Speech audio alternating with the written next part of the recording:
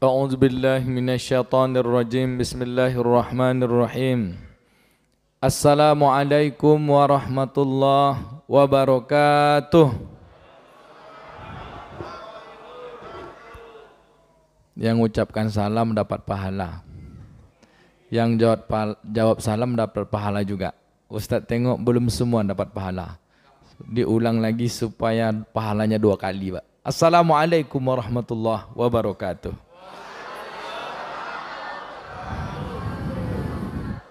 Amin ya rabbal alamin. Alhamdulillahi rabbil alamin. Bini'matil iman wal islam wa tatimmus salihat. Nahmaduhu wa nasta'inuhu wa nastaghfiruhu wa na'udzu billahi min sururi anfusina wa min sayyiati a'malina. Man yahdihillahu fala mudhillalah wa man yudlilhu fala hadiyalah. Asyhadu an la ilaha illallah al-malikul haqqul mubin wa asyhadu anna Muhammadan abduhu wa rasuluhu sadiqul wa'dil amin.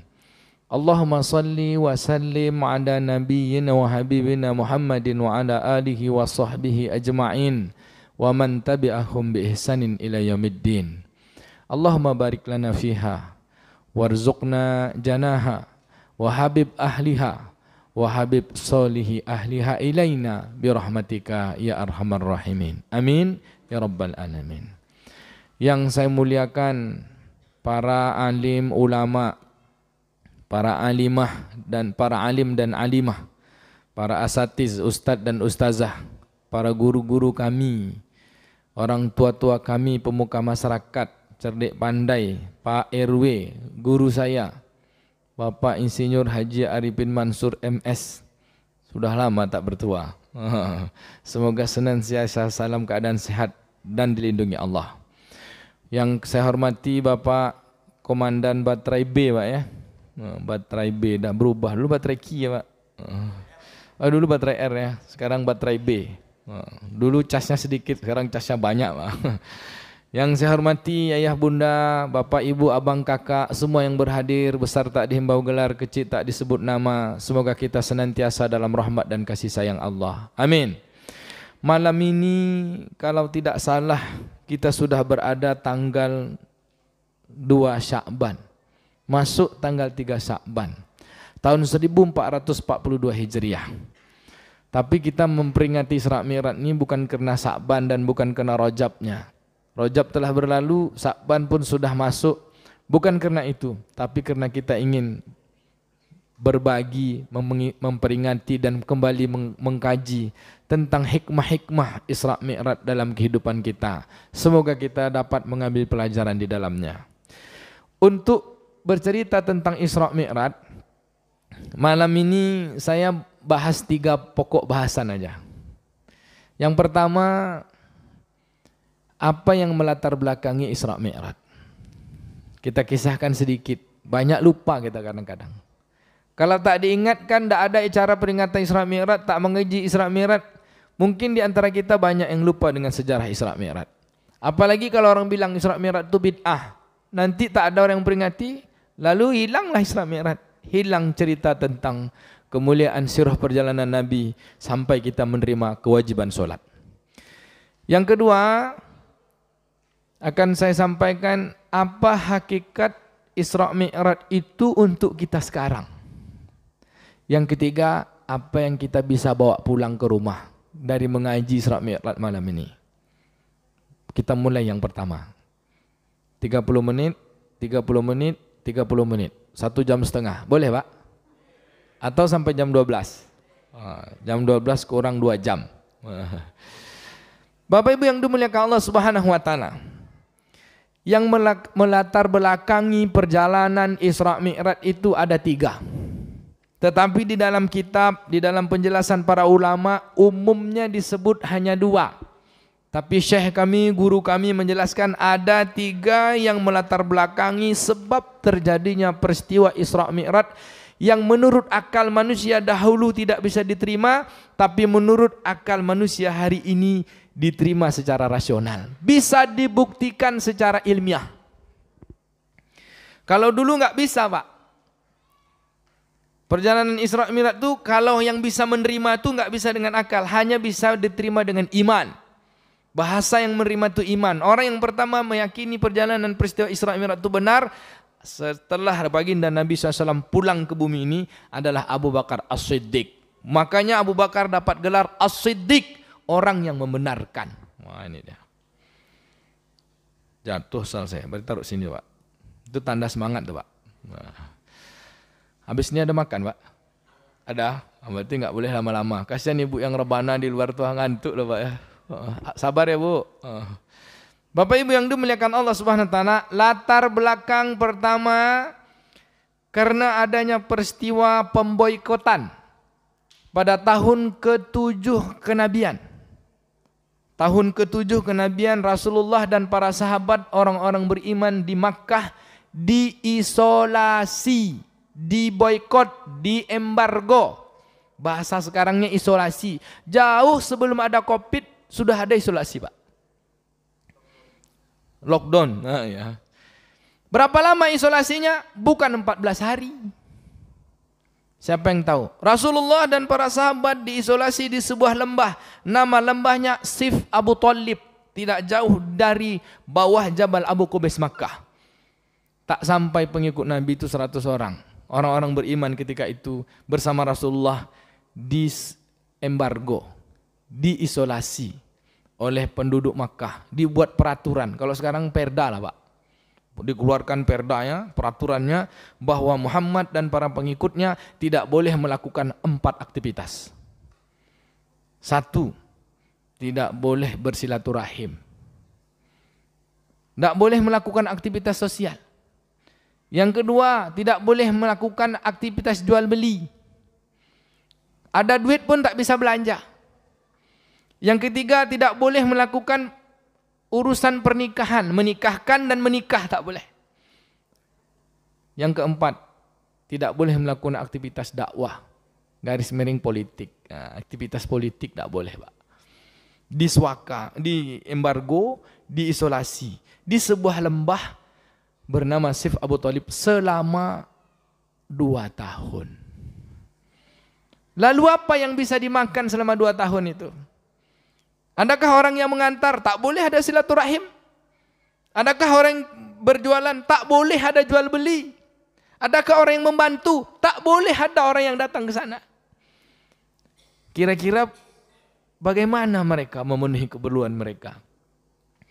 Kisah singkatnya, Khadijah radhiyallahu anha, istri Nabi SAW, adalah orang yang paling kaya di Makkah. Di dalam sejarah dikisahkan bahwa kekayaan Khadijah ini 2/3 kekayaan Makkah itu Khadijah punya, Pak. Dibawalah untuk keperluan isolasi, perbekalan makanan, perbekalan semuanya. Habis selama 2 tahun tuh. Adapun uang tak bisa belanja. Sampai-sampai sahabat-sahabat yang bersama Nabi ini betul-betul merasakan penderitaan dan kesusahan. Ibaratkan komandan Baterai B, Pak. Kayak latihan lat ganda, Pak. Survival. Tapi kalau survival saya manual dulu 3 hari 3 malam cuma, Pak. Ini survivalnya 2 tahun. Tidak ada yang bisa dimakan, kata Abu Bakar radhiyallahu anhu kepada Nabi. Datang beliau kepada Nabi, ya Rasulullah, berat betul penderitaan kita. Bahasa kitanya, mata Nasrullah, kapan datang pertolongan Allah kepada kita? Nabi cuma jawab seperti ini, ya Abu Bakar, inna nasrullahin qarib, sesungguhnya pertolongan Allah itu dekat. Ternyata Bapak Ibu, ucapan Rasulullah seperti itu rupanya doa. Adalah mata-mata saudara-saudara dari keluarga-keluarga yang diisolasi ini mengendap-ngendap, bahasa Melayunya, Pak. Tahu, Bu, ngendap-ngendap? Tahu? Bahasa Jawa apa ngendap-ngendap itu, Pak? Bersembunyi-sembunyi, Pak ya. Bersembunyi-sembunyi, tahu informasi. Ternyata peraturan yang dibuat oleh orang-orang Quraisy yang ditempelkan di dinding Ka'bah, yang peraturan itu menjelaskan tentang bagaimana orang yang diisolasi itu tidak boleh melakukan 4 aktivitas tersebut, tidak boleh keluar dari tempat isolasi. Ternyata tulisan itu jatuh, luntur dan jatuh. Dapatlah kabar oleh Rasulullah dan para sahabat. Setelah 2 tahun, akhirnya keluarlah dari isolasi. Kalau kita isolasi 14 hari cuma, Pak, itu pun masih ada orang ngantar makanan. Nah, kalau sekarang isolasi mandiri, Pak, insya Allah kita semua sehat. Amin. Nah, Lanjut kisah ketika Nabi SAW pulang, sudah berada di dalam kehidupan masyarakat, Rasulullah melanjutkan tugas besarnya sebagai Nabi. Setelah diangkat sebagai Rasul, Rasul melanjutkan tugasnya sebagai Rasul apa? Menyampaikan risalah Islam, menjumpai setiap orang. Ya ayuhan nas qulu la ilaha illallah tuflihun. Hai manusia, ucap la ilaha illallah, kalian pasti sukses, pasti berjaya. Hidup dengan la ilaha illallah, membetulkan tauhid. Ketika itu belum ada solat, belum ada puasa, belum ada haji, belum ada zakat. Yang ada hanya membetulkan keyakinan manusia bahwa bertuhankan Allah satu-satunya, yang menghidupkan Allah, yang mematikan Allah, yang patut disembah Allah, yang lain tidak ada. Allah berkuasa, makhluk tak punya kekuasaan sedikit pun. Makhluk punya kuasa hanya karena Allah memberi kuasa. La ilaha illallah. Apa bu ucapannya? La ilaha illallah. Dapat pahala kita mengucap itu. Kalimat apa itu? Kalimat tahlil. Apa kalimat tahlil? Kalimat yang maknanya adalah halal. Orang yang sebelumnya haram mengucapkan kalimat halal itu, maka halal dosa-dosanya. Hilang, gugur dosa-dosanya. Kata Nabi, la ilaha illallah itu satu ucapan dapat pahala 10 kebaikan. Orang yang baru lahir ucap la ilaha illallah. Orang yang sedang suntuk susah ucap la ilaha illallah. Orang yang mau mati di antara kalian, talqinu mautakum. Talkinkan orang yang mau mati di antara kalian, ucapkan la ilaha illallah. Apa kata Nabi? Man akhiru kalamihi la ilaha illallah dakhalal jannah. Ini dahsyat sebuah kalimat. Karena mengajarkan kalimat ini, karena mendakwahkan kalimat ini, karena menyampaikan kalimat ini, Nabi diembargo, Nabi diisolasi, Nabi disakiti, Nabi dimiskinkan, disusahkan, diancam, bahkan dibunuh. Sekarang kita dengan kalimat ini ada enggak susah, Pak? Enggak kan? Malah dikasih hadiah lagi, Pak. Ustaz ceramah la ilaha illallah, pulang kasih hadiah. Betul tak, Bu? Entahlah di masjid nih. Nampaknya dikasih nih. Nampak datanya di atas meja. Bapak Ibu yang dimuliakan Allah Ta'ala, ini kalimat iman, membetulkan keyakinan. Apa yang terjadi ketika Rasulullah SAW pulang bersama sahabat? Kehinaan dan cacian terus saja datang kepada Nabi.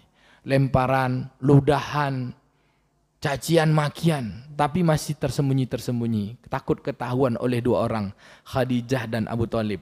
Karena Khadijah orang kaya, karena Abu Thalib pemuka dari kaum Bani Hashim. Satu hari Rasulullah bersama istrinya, apa kata istrinya? Ya Rasulullah, aku berjuang bersamamu sejak awal lagi dengan Islam ini. Sudah habis semua harta-hartaku. Tidak ada lagi ya Rasulullah untuk perjuangan ini. Aku sudah sakit ini. Badanku sudah mulai sakit-sakit, kata Khadijah. Jika sampai waktunya nanti aku dipanggil ke hadapan Allah Subhanahu wa taala, aku mohon kepadamu wahai Rasul, jika aku setelah mati, tolong gunakan tulang-tulangku untuk tetap bersama dalam perjuangan agama ini. Hartanya udah habis, mati Pak, Bu. Lalu masih minta berjuang, gunakan tulang bisa jadi jembatan. Ternyata ucapan Khadijah didengar oleh Allah, Pak. Datang Jibril kepada Nabi, ya Muhammad, sampaikan kepada Khadijah, Allah kirim salam kepada Khadijah. Masya Allah. Pernah kita dapat salam Allah, Bu, Pak? Mudah-mudahan dapat salam ya, Pak. Bapak Ibu yang dimuliakan Allah, kata ulama yang dapat salam manusia biasa hanya 3 orang. 1 Khadijah, yang kedua Abu Bakar, yang ketiga Ali bin Abi Thalib.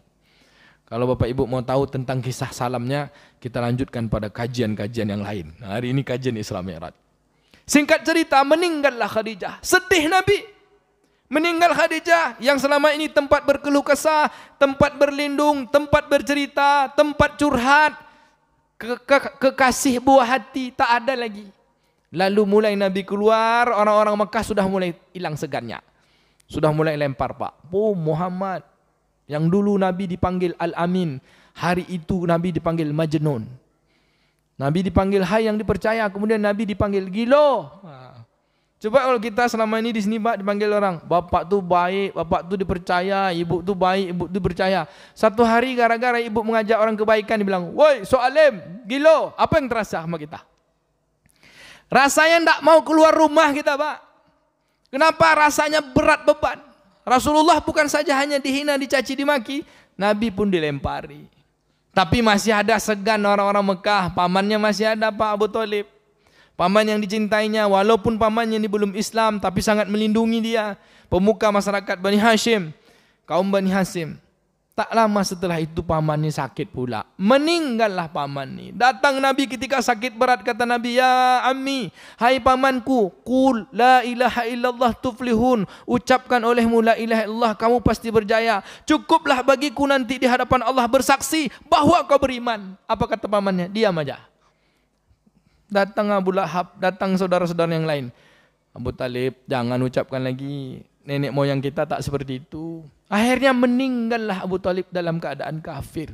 Padahal selama ini Abu Talib yang berjuang membantu Nabi, yang melindungi Nabi, yang membela Nabi. Kesedihan Nabi bertambah bukan karena orang-orang Makkah menghina dan mencaci maki, tidak ada lagi pembela. Tapi kesedihan terbesar, orang yang dicintainya mati tidak masuk surga. Sedih tak Pak? Sedih. Keluar Nabi dari rumah, berjalan. Oh, orang sudah tak sembunyi-sembunyi lagi menghina Nabi.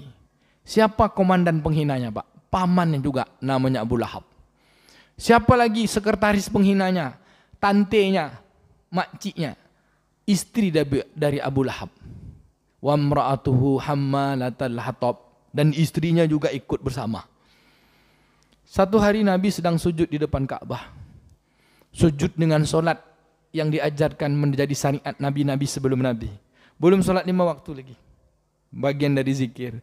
Sedang sujud Nabi di waktu siang hari. Waktu duha itu dikisahkan dalam kitab Sirah Nabawiyah. Datang seorang pemuda gagah. Membawa wadah isinya kotoran onta. Ketika Nabi sedang sujud, ditimpukkanlah di punggung Nabi kotoran onta tersebut. Bukan kotoran kambing Pak. Kotoran onta. Pernah nengok kotoran onta sekali berapa banyak? Diletakkan di punggung Nabi, begitu beratnya. Nabi bangkit, adalah putri beliau namanya Ummu Kalsum. Ya Abi, ya bapakku ya Rasulullah, berat betullah penderitaanmu, susah betullah engkau dibuatnya. Sampai kapan penderita ini wahai Abi? Gitulah bahasa kita ya Pak. Kata Nabi, wahai putriku, sesungguhnya setelah ini tidak ada penderitaan. Di kampung halaman Mekah, di kampung sendiri orang tak terima Pak. Lalu Nabi mencari suaka, perlindungan ke satu negeri. Berjalan kaki 90 kilo lebih. Pekanbaru Pelalawan. Nama kampungnya Taif. Jalan kaki. Bapak Ibu ada enggak dari sini ke Pelalawan pernah berjalan? Tapi kalau komandan yakin saya. Waktu ngambil baret berjalan kaki Pak. 7 hari 7 malam itu. Bapak Ibu yang dimuliakan Allah Ta'ala, berjalan kaki sampai ke Taif, menjumpai pemuka masyarakat Quraisy, pemuka masyarakat Taif. Nabi menyampaikan maksudnya, menyampaikan dakwahnya, mengenalkan Islam, bertauhid kepada Allah. Ternyata pemuka masyarakat Taif tidak menerima Islam. 20 hari lamanya Nabi berada di Taif. Apa kata Nabi? Kalau kalian tidak menerima Islam, tidak mau bertauhid la ilaha illallah, tolong izinkan aku tinggal di sini. Ternyata Nabi pun tak diizinkan. Pemuka-pemuka masyarakat Taif berkumpul, bermusyawarah, mengumpulkan semua warganya, mulai dari atuk-atuknya, nenek-neneknya. Kena ngerti Pak atuk-atuk nenek-neneknya? Saya tengok banyak orang Jawa ya. Nah, sinten asmane Arifin Mansur kan yang Jawi nggih Pak. Bapak Ibu yang dimuliakan Allah, mulai dari embah-embahnya, om-omnya, tante-tantenya, mak-mak, anak-anak, semua orang mengambil batu, mengumpulkan batu untuk menyakiti dan melempari Nabi SAW. Nabi dikejar Pak. Berlari Nabi sampai 3 mil. Kepayahan Nabi. Berdarah pelipis Nabi, berdarah kaki Nabi. Lewat dari 3 mil itu tak dikejar orang lagi. Nabi tersandar di sebuah pohon kurma. Apa kata Nabi? Ilahi Rabbi. Wahai Tuhanku, ya Rabbi, wahai Tuhanku.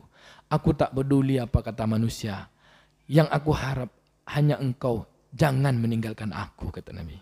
Aku tak peduli apa kata manusia. Yang penting kau tak meninggalkan aku. Datang Jibril menengok Nabi dalam keadaan kesusahan. Menangis Nabi Pak. Datang Jibril dengan malaikat penjaga gunung. Ya Muhammad, kata Jibril, aku diutus oleh Allah untuk berjumpa denganmu.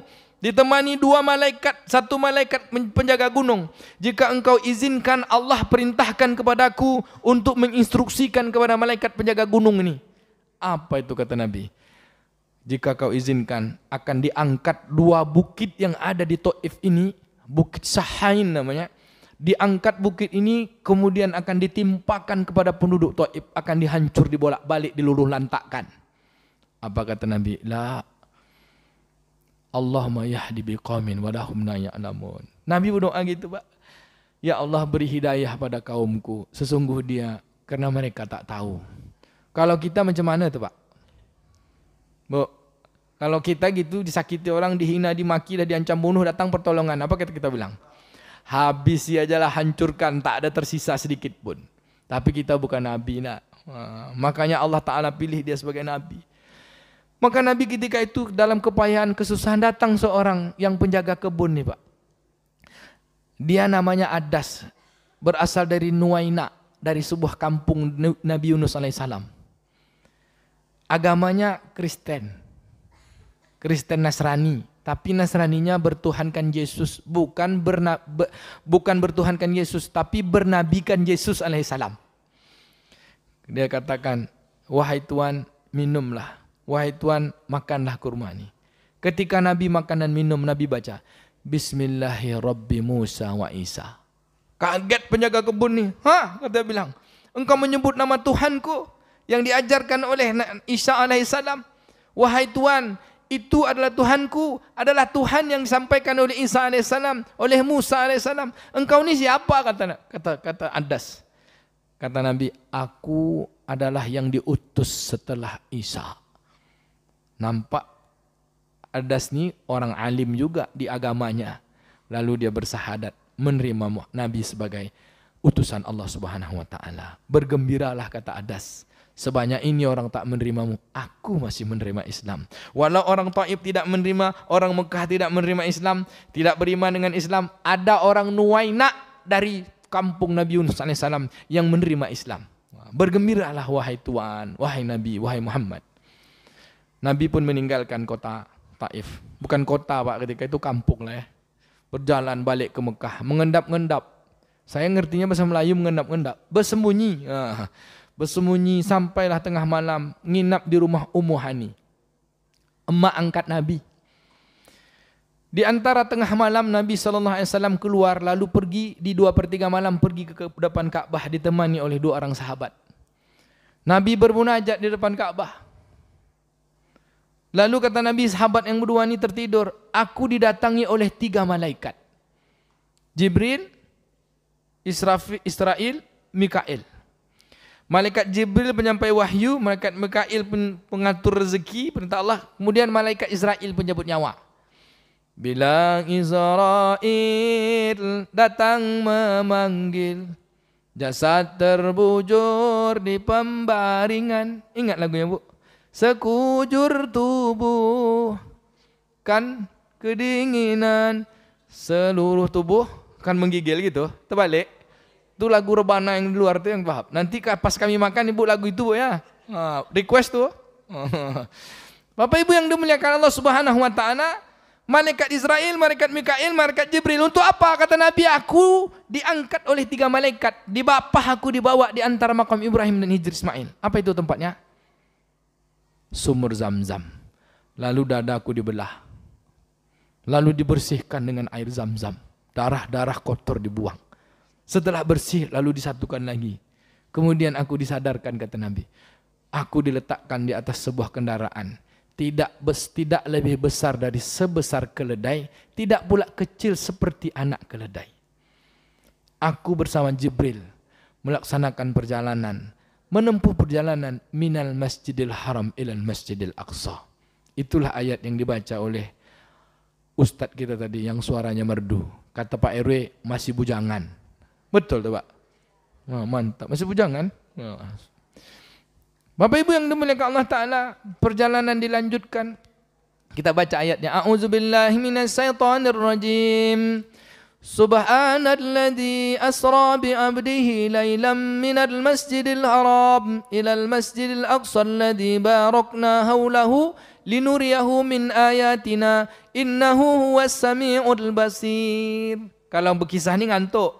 Saya habiskan kisah sampai sini, sampai perjalanan Sidratul Muntaha. Dah tu kita ambil hakikatnya. Tak sampai lama-lama, Pak. 9:30 selesai. Santai-santai. Karena ada kue yang mau dimakan kan. Bapak Ibu yang dimuliakan Allah Ta'ala, Nabi SAW kata Nabi, aku diperjalankan bersama Jibril dari Masjidil Haram ke Masjidil Aqsa. Di Masjidil Aqsa aku diperintahkan oleh Jibril untuk mengimami nabi-nabi sebelum aku. Setelah itu aku bersama Jibril menuju satu tempat. Kemudian kami naik sampai ke langit pertama. Diketuklah langit pertama oleh Jibril. Tok, tok, tok. Assalamualaikum, kata Jibril. Waalaikumsalam, kata penjaga langit pertama. Siapa tu? Aku Jibril. Siapa yang bersama dengan engkau? Muhammad, utusan Allah. Dia Rasul pilihan. Apa kata malaikat penjaga langit? Apakah ini sudah waktu baginya untuk diutus? Ternyata Pak penjaga langit itu sedang nunggu dia juga. Kata Jibril, ini waktunya. Dibuka pintu langit. Nabi menengok orang yang sedang duduk berzikir. Lalu kata Nabi, Assalamualaikum. Salamku dijawab, Waalaikumsalam. Ternyata dia Nabi Adam alaihissalam. Dia mendoakan keberkahan untuk aku. Lalu kami melanjutkan perjalanan ke langit kedua. Di langit kedua begitu pula terjadi dialog dengan malaikat penjaga langit. Singkat kisah, kemudian terbuka pintu langit, kami naik. Aku melihat orang yang sedang duduk, aku pun mengucapkan salam. Salam pun ku dijawab, dia mendoakan keberkahan untuk aku, kata Nabi. Dia adalah Nabi Isa alaihissalam. Lanjut kami langit ketiga, terjadi dialog yang sama, diketuk pintu. Begitu juga malaikat, apakah ini sudah waktunya? Siapa yang bersama dengan engkau? Dijawablah. Dibuka pintu langit ketiga. Aku melihat orang yang sedang duduk, sedang berzikir. Aku ucapkan salam, salamku dijawab. Ternyata dia adalah Nabi. Ada yang ingat kisahnya? Nabi Idris alaihissalam. Habisnya ada kuis tak? Kalau ada kuis kita kasih dia.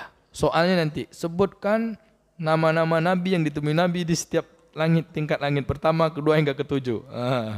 Tadi malam di masjid itu Pak banyak. Pakai lotre kan, pakai amplop. Banyak ada bapak-bapak yang dapat, ada mak-mak yang dapat, semangat dengar kan, tak ribut.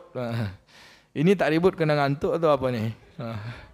Bapak Ibu yang dimuliakan tanah, di langit ketiga berjumpa Nabi Idris. Lanjut lagi di langit keempat, sama dialognya. Aku melihat seorang yang sedang duduk, aku ucapkan salam, salamku dijawab. Dia mendoakan keberkahan untukku, kata Nabi. Dia adalah Nabi Harun alaihissalam. Di langit keempat, di langit kelima bertemu dengan Nabi. Langit keempat bertemu dengan Nabi Yusuf alaihissalam. Di langit kelima bertemu dengan Nabi Harun alaihissalam. Dialognya sama. Di langit keenam aku bertemu dengan Nabi Musa alaihissalam. Terjadi dialog kecil. Engkau nak ke mana wahai Muhammad? Kata. Aku diutus ni, aku diperjalankan oleh Jibril, oleh Allah SWT menuju ke tempat yang lebih tinggi lagi. Lanjutkanlah perjalanan, semoga engkau diberkahi. Begitulah kata Musa. Naik kami ke langit ketujuh. Pintu langit diketuk. Kemudian dibukakan. Aku melihat orang yang sedang duduk. Dia mirip sekali sama aku, kata Nabi. Ternyata dia adalah atukku, Ibrahim alaihissalam. Dari langit ketujuh kami menaik ke satu tingkat lagi. Aku melihat pohon-pohonnya rindang daun-daunnya. Lebat buah-buahnya, indah, cantik. Dan tidak pernah dipandang oleh mata, tak pernah terbesit oleh pendengaran hati. Oleh pikiran dan hati kita, kata Nabi. Daun-daunnya lebar-lebar seperti telinga gajah. Disebutkan dalam Sarah Sahih Imam Muslim. Dia adalah Sidratul Muntaha, inda Jannatul Ma'wa. Logika kita tak masuk, Pak. Ini sudah metafisik. Yang bisa terima hanya hati dengan iman. Lalu kata Nabi, aku pun naik satu tingkat lagi. Jibril tak ikut. Lalu dibukakan pintu bagiku. Aku masuk ke dalamnya. Aku mengucapkan at-tahiyat al-mubarakah at-salawat at-tayyibah lillah. Bahasa kitanya at-tahiyatul mubarakatus salawatu tayyibatu lillah. Dijawab ucapanku, assalamu alayka ayuhan nabiyyu wa rahmatullah wa barakatuh. Assalamu alayna wa ana ibadillahi salihin. Aku jawab, selamatlah untuk kami semuanya dan hamba-hamba engkau Allah, orang-orang soleh. Asyhadu an la ilaha illallah wa asyhadu anna Muhammadar Rasulullah.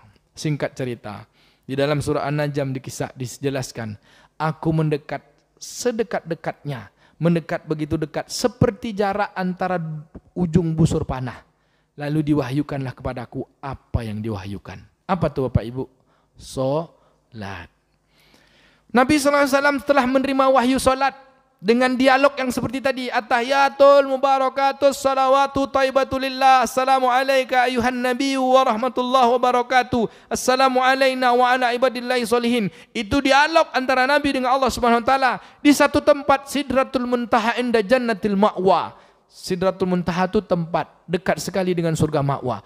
bukan arasy Allah. Dan bukan bertemu Allah secara langsung, masih di balik hijab. Kata ulama, Allah meletakkan tempat itu tempat bertemu, bukan tempat Allah duduk bersemayam di situ. Karena Allah tak bertempat. Ini akidah Ahlussunnah Jamaah. Seperti mana Allah Subhanahu wa taala menjanjikan pertemuan dengan Musa alaihissalam di sebuah lembah di Bukit Tursina, nama lembahnya Muqaddasatua. Di dalam surat Toha disebutkan. Ya Musa ra'aitu indal jabal, kata Allah. Hai Musa, tengok itu bukit, hancur bukit. Lalu turunlah engkau ke lembah itu, kata Allah. Lalu Allah Ta'ala bercakap-cakap dengan Musa alaihissalam. Disuruhlah Nabi Musa tinggal di situ 30 hari. Di lembah itu Pak, berzikir, berdoa, bertahanus, bersemedi, bermeditasi selama 30 hari. Pas hari 30 datang Jibril. Ya Musa, kata Allah mau datang nanti sama engkau.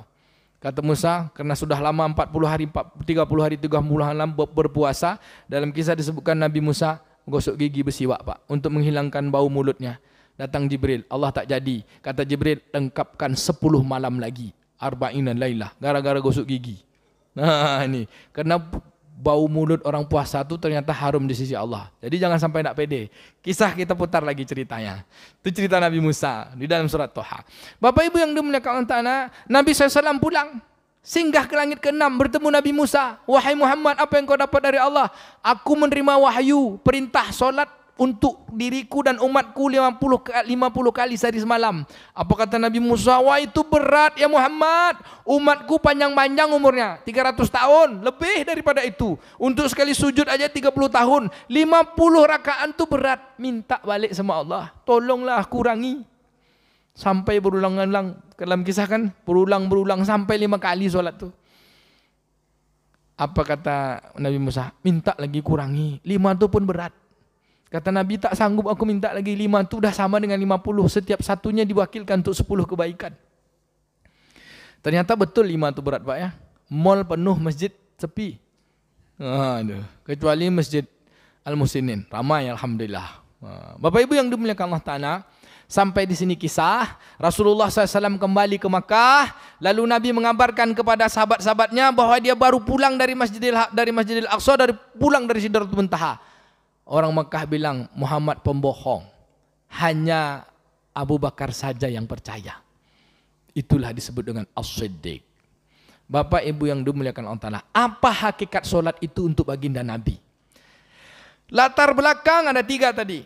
Diembargo, diisolasi, meninggal istri tercinta, meninggal paman tercinta, ditolak oleh orang kampung, ditolak oleh seluruh manusia, hanya orang-orang beriman. Kesedihan yang tiada tara. Kalau sedih, stres. Kalau stres, bingung Pak. Tapi Nabi ada tempat bersandar. Siapa? Allah.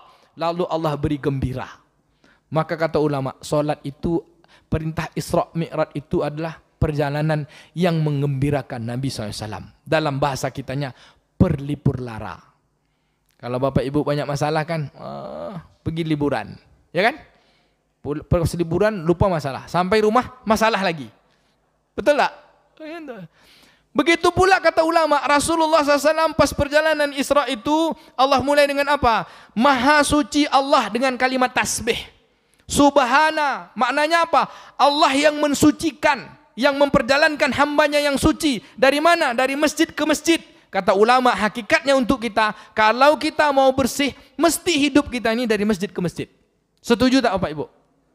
Contoh, ini Masjid Musinin, ini pasar, ini lapangan badminton, ini kedai kopi, ini kebun. Ini Pak ya, ini masjid. Masjid rumah, masjid kedai kopi, masjid hall badminton. Karena saya main badminton Pak sama Pak Haji. Ustaz-ustaz main badminton juga. Masjid, kebun, masjid kedai kopi, masjid lapangan bola. Kemana-mana lah, masih ada sentral masjid untuk mengingatkan kita dari semua majelis nih. Tapi kalau tak ada masjid, apa yang terjadi? Rumah pasar, rumah kantor, rumah kebun, rumah ini.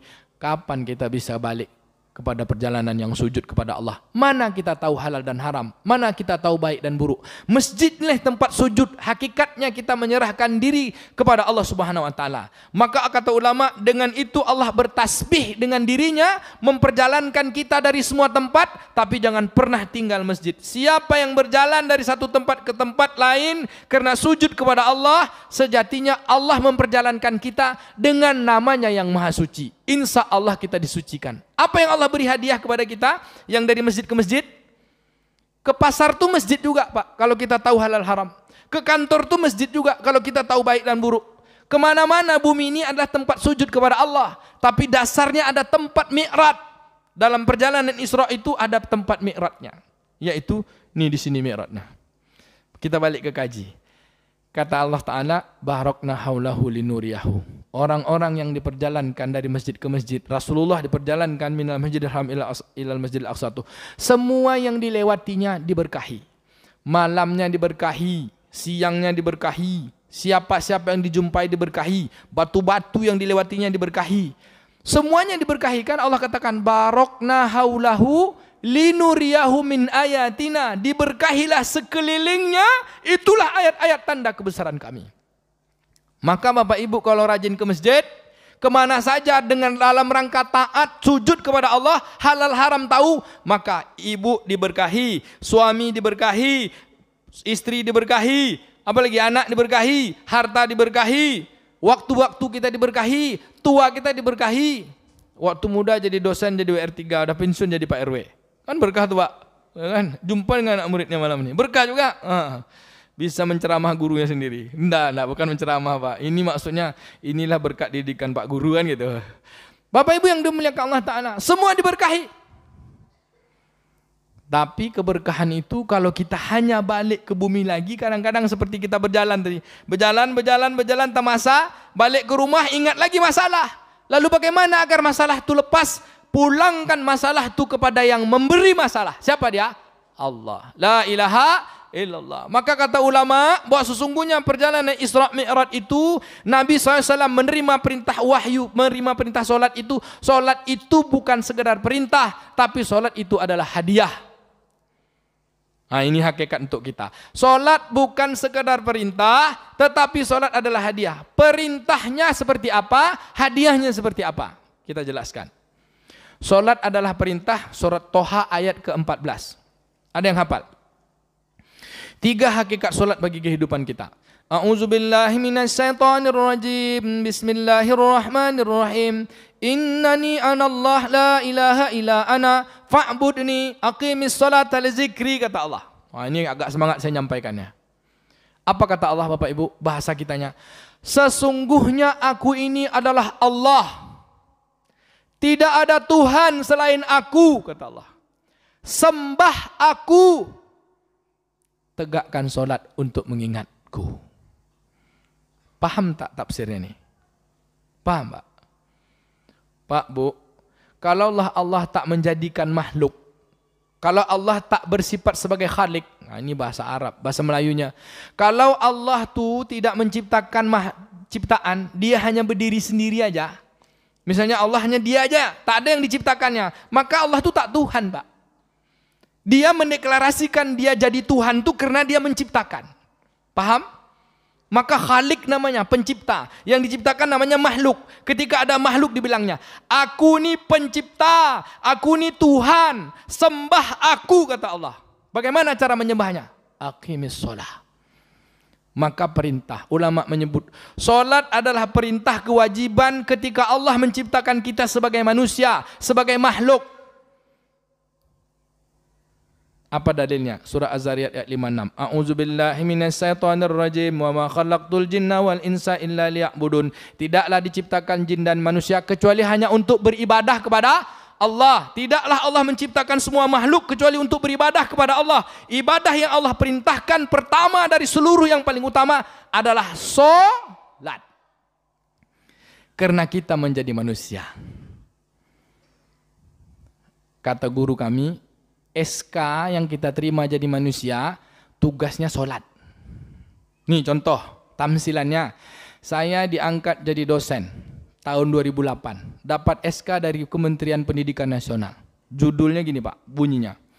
Menteri Pendidikan Nasional Republik Indonesia menimbang, kan gitu Pak ya, mengingat, menetapkan, memutuskan Zulkarnain Umar diangkat menjadi nama Zulkarnain Umar. Tempat tanggal lahir Indragiri Hilir. Tahunnya sekian-sekian. Nah, gitu. Ketahuan nanti umur saya. Umur saya baru 24 tahun Bu. baru 24. Terbalik 42 tahun. Diangkat dalam golongan 3B, pendidikan S2. Kemudian apa lagi? Dengan tugas mengajar, ditempatkan di Universitas Riau, mengajar mata kuliah agama misalnya kan. Ditempatkan di sini, tugasnya mengajar. Namanya dosen, diangkat sebagai dosen, tugasnya mengajar. Pertanyaannya gini, tamsilannya. Saya diangkat jadi dosen, tugasnya mengajar. Kalau saya tidak mengajar, kira-kira patut tak saya disebut dosen? Bu, patut tak bu? Hari-hari saya nongkrong di kedai kopi, kira-kira patut tak disebut dosen? Tidak. Patut tak pak? Tidak. Tidak kan? Apa gunanya SK itu? Percuma. Bisa dicabut pak. Kebalikannya, kita ambil Allah Subhanahu wa taala menciptakan kita sebagai manusia. Wa ma khalaqtul jinna wal insa illa liya'budun. Perhatikan pelan-pelan. Tidaklah diciptakan jin dan manusia kecuali hanya untuk beribadah kepada Allah. Dan ibadah yang paling tinggi kata Allah, sembah aku, tegakkan solat. Tak ada perintah Allah terbesar kecuali solat. Lalu ada orang jadi manusia tak solat. Kira-kira pantas tak dia disebut manusia? Nah, ini tak mau jawab. Tadi kalau dosen, kada dosen tidak bertugas mengajar. Pantas tak? Tak pantas ya kan? Dapat SK dosen, masa tak ngajar? Sekarang kita dapat SK jadi manusia, tak solat, pantas tak disebut manusia? Pantas tak? Yang sini bilang tidak, yang sana senyum. Bu, pantas tak? Tidak. Bapak pantas tak sebut manusia, Pak? Lalu disebut apa yang tak solat? Hah? Apa bu? Binatang, betul bu. Allah yang menyebut binatang itu dalam surah Al-A'raf ayat 179. Apa kata Allah? Ulaika kal an'am bal hum adallun wa ulaika humul ghafilun. Mereka itu seperti binatang, bahkan lebih parah daripada binatang. Maaf Bapak Ibu, ini Allah, firman Tuhan. Firman Allah SWT. Maka solatlah menjadi ukuran manusia. Tugas kita sebagai manusia itu solat. Kalau saya jadi dosen itu tugas untuk melanjutkan kehidupan, untuk fardu kifayah, hal-hal yang berkaitan kepada kehidupan. Kita hidup jadi manusia ini tugasnya solat. Selebih itu tugas-tugas untuk melangsungkan kehidupan. Lalu ada orang tak solat, namanya percuma hidup. Setuju tak? Hati-hati Pak, di rumah kita ada orang percuma hidup tak? Anak kita, istri kita, suami kita. Mana dalil yang kedua? Ini hakikat untuk kita. Pertama, bahwa solat adalah perintah. Dalilnya dalam hadis Imam Tirmizi nomor 1411. Kata Nabi SAW. Pelan-pelan saya baca. Jarang ada ustaz mau sampaikan hadis ini. Apa kata Nabi? Ma azinallahu li afdin fi syai'in afdaluhu min raka'atain yusallihima. Apa bahasa kitanya Pak? Allah tidak mengizinkan hambanya untuk melakukan kesibukan apapun jua kesibukan itu yang mengalahkan lebih utama daripada solat. Setuju Pak? Macam mana lah tak setuju hadis Nabi? Ya kan? Allah tidak mengizinkan hambanya melakukan kesibukan yang kesibukan itu lebih utama baginya daripada solat. Sesungguhnya kalian, kata Imam Abu Nazar, baru bisa mendekatkan diri, menghubungkan diri kepada Allah hanya kepada apa-apa yang datang dari Allah. Kata Imam Abu Nazar, yang datang dari Allah itu dua. Satu Al-Quran, yang kedua solat. Jadi kalau tak solat kita macam mana kita mau diurus Allah? Sesungguhnya seseorang yang selalu memperhatikan kualitas solatnya berarti dia memperhatikan hubungannya dengan Allah. Siapa yang menyepelekan solatnya berarti dia menyepelekan Allah. Siapa yang menyepelekan Allah, Allah akan sepelekan dia di akhirat. Ini keras kaji ini Pak. Udah tiap tahun kita Isra Mi'raj, masa masjid 3 sab. Penuh masjid, alhamdulillah malam ini kan. Ini tiap tahun Isra Mi'raj, tiap tahun Isra Mi'raj, tapi tak ada perubahan. Malam ini mesti berubah. Kita dibaiat malam ini. Kata bahasa tentara, kita bayat Pak malam ini. Boleh Bu? Boleh ya? Kan janji 3 jam tadi, 1 jam setengah. Ini baru 1 jam. Tadi mulainya 9 kurang 15. Lanjut. Solat adalah perintah. Ini perintah. Kalau kita tak ngerjakan perintah berarti kita percuma jadi manusia. Boleh disebut binatang. Kalau mak saya bilang bukan Islam, namanya isi alam. Menyemak aja hidup di dunia. Itu bahasa Melayu tuh Pak. Yang kedua, solat apa? Solat bukan sekedar perintah, ternyata solat adalah hadiah. Mana bentuk hadiah? Coba lihat panggilan muazzin. Allahu Akbar, Allahu Akbar. Ayo besarkan Allah, tinggalkan semua urusan. Allah yang Maha Besar. Asyhadu an la ilaha illallah. Mari kita bersaksi bahwa tidak ada satu pun yang disembah kecuali hanya Allah. Pangkat kecil, sedang urusan apapun kecil, semua yang besar sekarang adalah Allah. Asyhadu anna Muhammadar Rasulullah. Kita bersaksi bahwa hidup kita ini, bahwa Nabi Muhammad itu adalah Rasul utusan untuk dicontoh supaya kita selamat. Kita jawab asyhadu anna Rasulullah. Hayya 'alas shalah. Ayo salat. Hayya 'alas shalah kata kita. Apa panggilan yang kedua, yang berikutnya? Hayya 'alal falah, kan? Ayo menang, ayo gembira, ayo sukses, ayo berjaya. Telinga mendengar tapi peka. Mata menengok tapi tak melihat. Itu yang kata Allah tadi. Balhum kal an'am balhun adal. Bukan jemaah masjid Al-Muhsinin. Al-Muhsinin ini semuanya orang yang terbuka cahayanya. Ini nanti yang kita bawa pulang. Ada cahaya yang kita bawa pulang. Bapak Ibu yang dimuliakan Ta'ala, maka Allah Subhanahu wa taala memerintahkan kita solat tu agar kita ni dapat kemenangan. Demi Allah, kata ulama, seseorang tidak akan menang kecuali dia mendirikan solat. Kemenangan yang utama baginya adalah ketika ia mati dalam keadaan husnul khotimah, berjumpa dengan Allah, terima catatan dari amal tangan kanannya, dia dimasukkan ke dalam surga tanpa hisab. Dan itulah jaminan bagi orang solat. Kata Nabi, seseorang yang menegakkan solat dia dapat 5 jaminan. 1 jaminan dunia. Apa jaminan dunia? Berkah seluruh urusan kehidupannya. Mana dalilnya, Pak? Surat Tolak ayat 3, ayat 2. Kita selalu menyebut ayat 1000 dinar. Apa kata Allah? A'udzubillahi minasyaitonirrajim. Wa may yattaqillaha yaj'al lahu makhraja wa yarzuqhu min haitsu la yahtasib. Dan orang-orang yang bertakwa kepada Allah baginya diberi jalan keluar, diberi solusi hidupnya, dan diberi rezeki dari jalan yang tak disangka-sangka. Ini kehidupan dunia, keberkahan. Sakitnya berkah, nikmatnya berkah, susahnya berkah, payahnya berkah. Siapa dia? Baginda Nabi SAW. Allah lihatkan keberkahan, semuanya jadi pahala. Dan jemaah Masjid Al-Muhsinin, amin. 4 di akhirat. Yang akhirat apa? Kubur, masuk kubur, dibebaskan dari azab kubur. 3, dibangkitkan di padang mahsyar, terima catatan amal dari tangan kanan. 4, meniti siratal mustaqim secepat kilat. Yang kelima, dihapuskan dosanya karena catatan amalnya baik-baik semua. Dimasukkan surga tanpa ada persidangan, tanpa hisab. Ngapa gitu, Ustaz? Kan berdosa kita. Solat itulah penghapus dosa. Kata Nabi, sesungguhnya amal nanti di akhirat yang pertama diperhitungkan adalah solat. Karena kita orang solat, catatan amal kita di tangan kanan. Kenapa? Kalau baik solatnya, baik seluruh amalnya. Kalau rusak solatnya, rusak seluruh amalnya. Maka solat inilah yang menjadi utamanya, Pak. Dalam sebuah kajian, Syekh Syafiq Basalam menyebutkan, Ustaz Syafiq, kalau di dalam Islamnya ada 2, 1 perintah, 1 larangan. Larangan Allah terbesar adalah syirik. Yang nomor 2 adalah durhaka sama orang tua. Yang nomor 3 membunuh. Yang nomor 4 berzina. Yang nomor 5 memakan riba. Perintah Allah terbesar adalah solat. Paling tinggi awalnya passwordnya adalah syahadat. Perintah untuk dilakukan adalah solat. Kalau orang 10 orang membunuh orang, berzina dia tiap hari, tapi dia meninggalkan, dia mengerjakan solat, mudah-mudahan solatnya itu dia menyebab dia meninggalkan seluruh maksiat.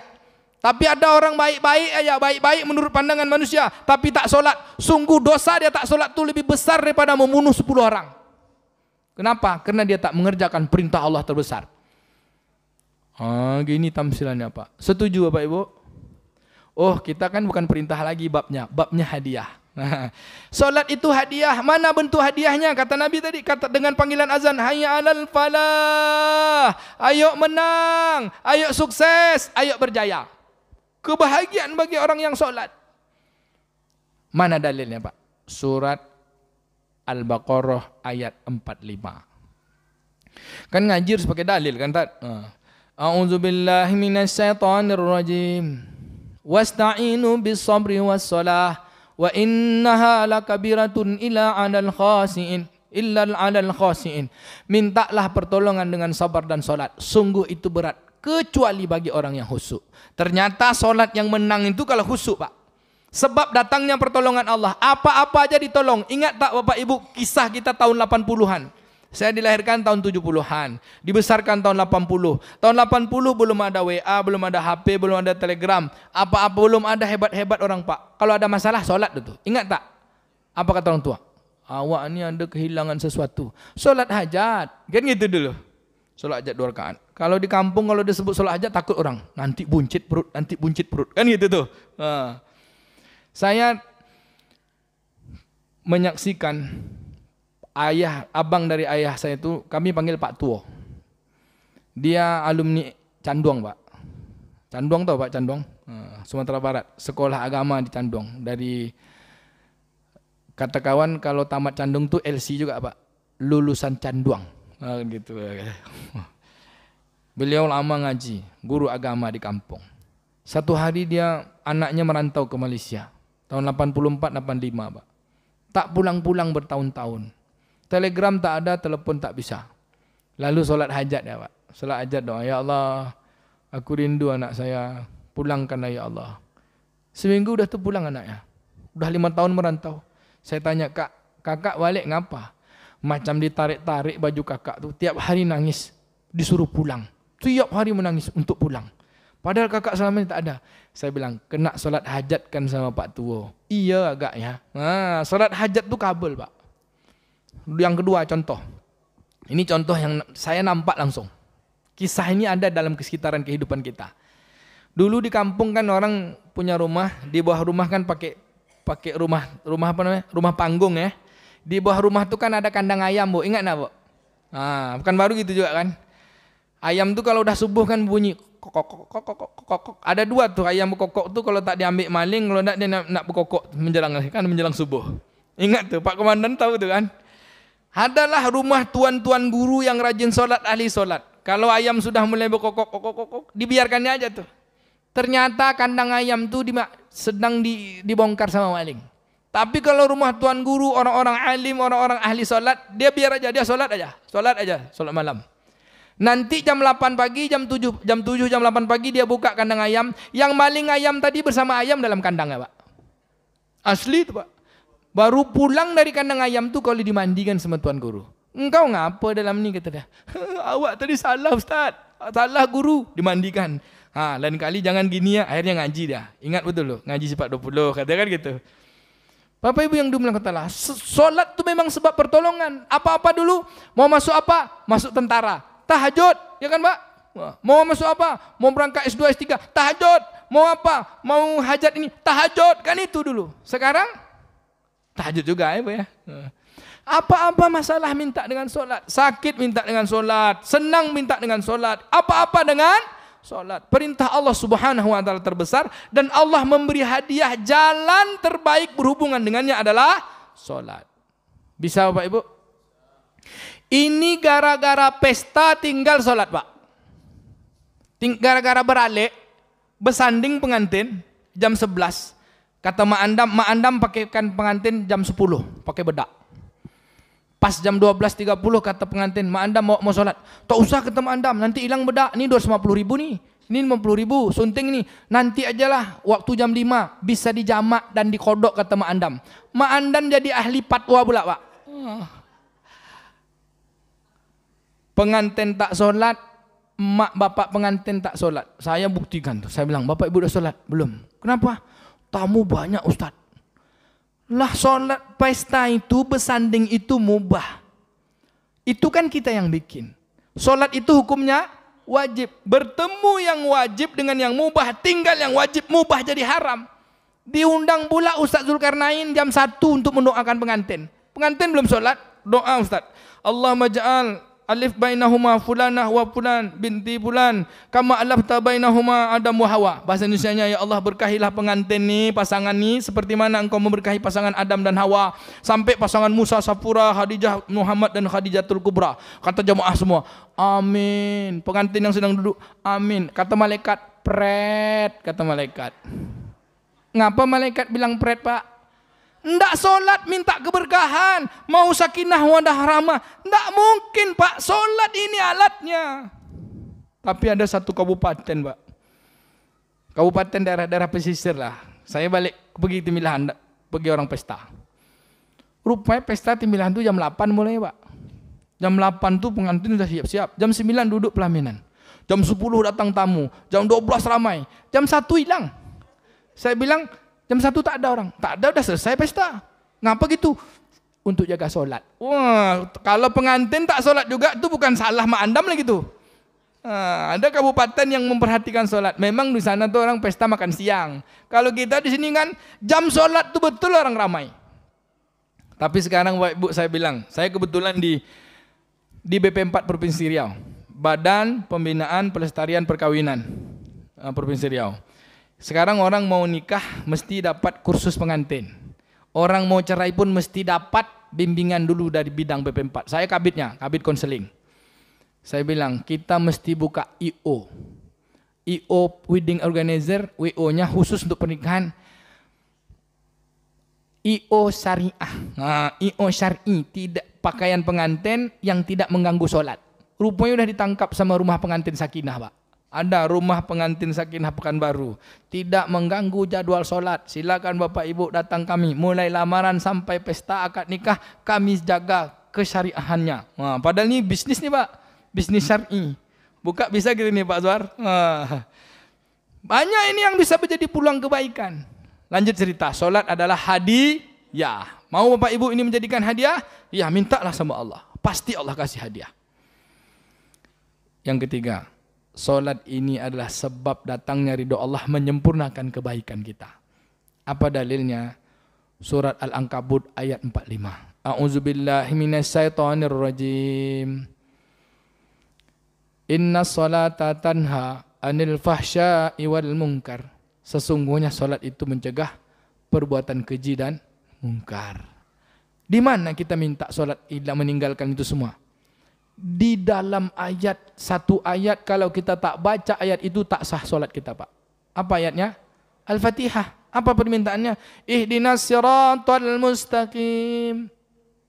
Tunjukkan aku jalan yang lurus. Tunjukkan kami jalan yang lurus. Jalan yang telah kau berikan kepada orang yang mendapat nikmat minan nabiyyin wasiddiqin wasyuhada wassalihin wa hasuna ulaika rafiqa ghairil maghdubi alaihim waladdallin. Bukan jalan orang yang kau murka sesat dan bukan pula orang jalan yang kau murkai. Jalan orang dapat nikmat. Apa itu jalan orang dapat nikmat? Jalan orang yang tak berdosa. Siapa yang tak berdosa itu nabi-nabi?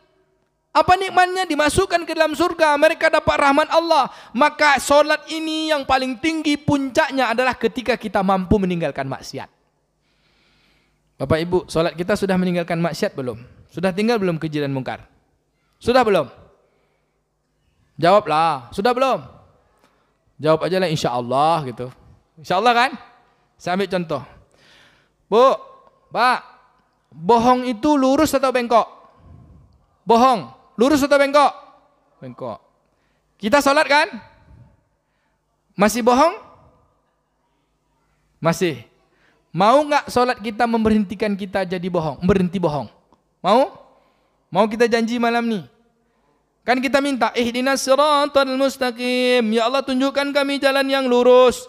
Kami masih bohong ya Allah. Sama dengan artinya, ya Allah jangan kami bohong lagi ya Allah. Kan sama permintaannya seperti itu. Malam ini mau kita berjanji berhenti bohong? Mau? Oke, ikuti Ustadz. Tapi dengar dulu kata-kata Ustadz. Sanggup atau kalau sanggup ikuti, kalau enggak, dosa ikuti. Dengar dulu. Demi Allah, dengar dulu. Saya berjanji malam ini berhenti bohong sampai mati. Sekali berbohong, berkudis mulut saya. Berani? Hah? Berani enggak? Tapi bilang minta jalan lurus. Bohong kan bengkok. Minta kasih lurus tak mau. Berani enggak? Tak berani. Bapak Ibu yang dimuliakan Allah, kita ini lidah tak betulang, mata ni tak betulang, telinga tak betulang, perut tak betulang, hati tak betulang, sangat sulit mengendalikannya. Orang-orang yang dapat rahmat Allah, makanya solat itu bukan sekali waktu. Kenapa 17 rakaat 5 kali sehari semalam itu tak dikerjakan sekali waktu aja, dikerjakan jam 8 pagi sekali aja? Karena Allah tahu bahwa di antara waktu itu kita berdosa. Maka apa kata Allah? A'udzubillahi minasyaitonirrajim. Inna salata 'alal mu'minina kitaban mauquta. Sesungguhnya solat itu diwajibkan, ditetapkan kepada orang beriman pada waktu-waktu yang ditentukan. Bapak, Ibu, saya contohkan. Solat yang paling banyak rakaatnya solat apa? Solat fardu yang paling banyak rakaatnya solat apa? Solat zuhur, solat isya, solat asar. Solat yang paling banyak rakaatnya adalah solat zuhur. Berapa rakaat solat zuhur? Berapa bu? 4. Solat zuhur jumlahnya 10 rakaat. 4 rakaat yang wajib, 4 rakaat qabliyah sunnahnya, 2 rakaat sunnah muakkad yang duanya. Bahkan dalam riwayat yang lain, solat zuhur itu bisa dilaksanakan 12 rakaat. 4 sebelum zuhur, 4 zuhur wajibnya, 4 zuhur ba'diyahnya. 2 yang muakkad, 2 yang ghairu muakkad. Kenapa? Banyak sekali solat ketika itu, bahkan hukum yang sunatnya adalah muakkad. Apa itu muakkad? Sunnah kalau ditinggalkan sekali tak apa-apa, ditinggalkan sering-sering tercela. Itu sunat muakkad. Bahkan bisa menjadi berdosa. Jangan sampai ditinggalkan solat-solat muakkad rawatib itu. Kenapa banyak Pak? Solat subuh dengan solat zuhur rentangnya paling panjang. Berapa jam Pak? Subuh ke zuhur berapa? Bisa 6 sampai 7 jam kan Pak? Di antara rentang yang paling panjang tuh, mulut bercakap banyak bohongnya, mata menengok banyak salahnya, telinga mendengar banyak salah dengarnya, hati terbesit banyak salah rasanya, otak berpikir banyak salah pikirnya. Contoh, jam 8, jam 6 tadi berzikir, jam 7 sudah siap-siap mau ke kantor, jam 8 dah mulai rapat nih, kita masih di jalan, datang telepon, Pak, di mana Pak? Sedang ditunggu nih Pak. Udah hampir sampai dah, nang parkir dah. Pada baru pakai sepatu.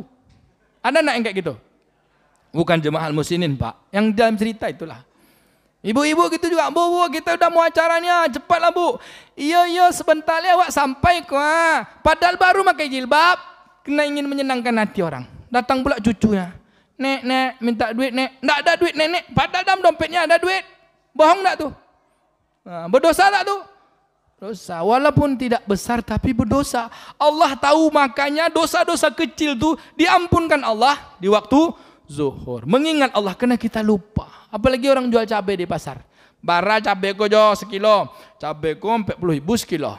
Bisa kurang jo. Itu modal awak tu mas ketek untung awak ya, katakan. Awak 2.000 ambil untung, padahal banyak untungnya dihitungnya 2.000, ya kan? Bohong lagi. Balik dia sore ke rumah Pak, sampai dia ke rumah. Ditengok orang rumahnya, baju daster tak berganti-ganti, meleleh air matanya, menangis dia tengok orang rumahnya. Selesai mandi saya semua keluar, dia keluar rumah, ditengok bini orang, meleleh air ludahnya. Salah tak Pak? Salah. Lalu minta ampun pada ya Allah, ihdinas siratal mustaqim. Pas kita sujud apa? Subhana rabbil azimi wa bihamdi. Maha suci engkau wahai Tuhanku Rabbi yang maha agung. Ketika kita berdiri, Pak, kata ulama dalam solat, semua doa kita ada untuk kita semua. Doa semua ketika kita berdiri, semua bacaannya na. Tapi ketika kita sujud, bacaannya untuk kita sendiri. Ketika berdiri, ihdinas siratal mustaqim, tunjukkan kami. Kenapa kami? Jalan yang sudah ditempuh orang sebelum kita. Berarti kita ingin sama. Ketika kita bangkit, Rabbana lakal hamdu, betul? Tuhan kami. Tapi ketika kita rukuk, apa kita kata? Subhana Rabbi, maha suci Tuhanku. Karena hati kita paling dekat dengan Allah. Ketika kita sujud paling dekat dengan Allah. Artinya apa? Ketika kita sujud, ketika kita rukuk, ketika selesai solat, Allah subhanahu wa ta'ala akan mengampuni dosa-dosa kita. Kalau kita susuk tak belum salat kita? Insya Allah. Apa tanda husuk Pak? Orang boleh tak meninggalkan solat? Boleh meninggalkan solat 4 keadaan. 1, anak-anak yang belum balik. Boleh tak solat? Umur 7 tahun ajarkan, 10 tahun tak solat pukul. Saya kebetulan, ayah saya alumni Candung juga Pak, LC ya, lulusan Canduang. Saya madrasah Ittihadul Khairiyah. Kemudian saya sekolah, kemudian saya kuliah, pulang S2, saya sempat ngaji, ambil S3, sempat talaki di Mekah, pulang 2015, 2012 sudah balik tapi berangsur-angsur, 2015 pulang semua, gabung sama Ustaz Mustafa, sama Ustaz Abdul Somad. Saya gabunglah di Masjid Agung An-Nur sampai sekarang. Kemudian diangkat jadi dosen agama sekarang Pak, di Universitas Riau. S3 saya komunikasi dakwah, komunikasi pengembangan masyarakat. Bapak Ibu yang dimuliakan Allah Ta'ala, saya diajarkan dalam keluarga, kalau tak solat tu tak boleh hidup. Ayah saya Kalau tak sholat memang dipukul. Saya ingat kelas 5 SD saya tak sholat Pak, dilempar ke sungai. Apa kata saya? Buaya makanlah nih, kata dia. Ini tak sembayang dia nih, kata saya. Yang saya catat, saya meninggalkan sholat itu 5 kali. Ketika saya sekolah tamat SD, tamat madrasah itu langsung sekolah, merantau. Ada saya meninggalkan sholat itu 5 kali. Isya 2 kali, subuh sekali, asar sekali. Subuh 2 kali, isya 2 kali, asar sekali. Asar itu saya lupa dalam perjalanan. Dan sudah saya ganti. Ketika itu usia saya 14 tahun. Sejak itu sampai sekarang alhamdulillah saya tak ada meninggalkan sholat. Doakan saya untuk tetap tidak meninggalkan sholat sampai mati. Bapak ibu ada tidak meninggalkan sholat? Meninggalkan sholat dengan sengaja. Kalau fikih 4 mazhab mesti dikodok. 1, anak-anak boleh tak sholat. Yang kedua, orang dalam keadaan haid nifas boleh tak sholat. Yang ketiga, orang dalam keadaan gila, hilang akalnya, boleh tak sholat. Badannya sehat, fisiknya kuat, tak sholat dia, ngomong bagus. Pak, ngapa tak sholat? Gila Pak, berani Pak? Yang keempat, boleh tak sholat orang pingsan. Tapi bangun dari pingsannya, dia mesti ganti sholat yang ditinggal selama pingsan. Yang kelima, orang boleh tak sholat, yaitu orang mati disolatkan. Ini keadaan yang boleh tak sholat. Lalu ada keadaan yang diringankan untuk mengerjakan sholat. Rukhsah namanya. Yang pertama, musafir, perjalanan dan kepayahan. Musafir, dikasih keringanan, boleh menjamak, boleh mengqasar. Yang kedua, orang yang berurusan dengan peperangan. Ini Pak tentara. Rasulullah SAW perang Handak menunda sholat 4 sholat. Ketika perang Handak, zuhur tak sholat, asar tak sholat, maghrib tak sholat. Selesai malam, sholatnya sholat isya. Dikerjakan 4 sholat itu di satu waktu. Zuhur, asar, maghrib, isya. Dikerjakan di waktu isya. Namanya kodok. Tapi jangan kodok-kodok. Tahu Pak kodok-kodok? Bahasa Taluk itu acok. Selalu.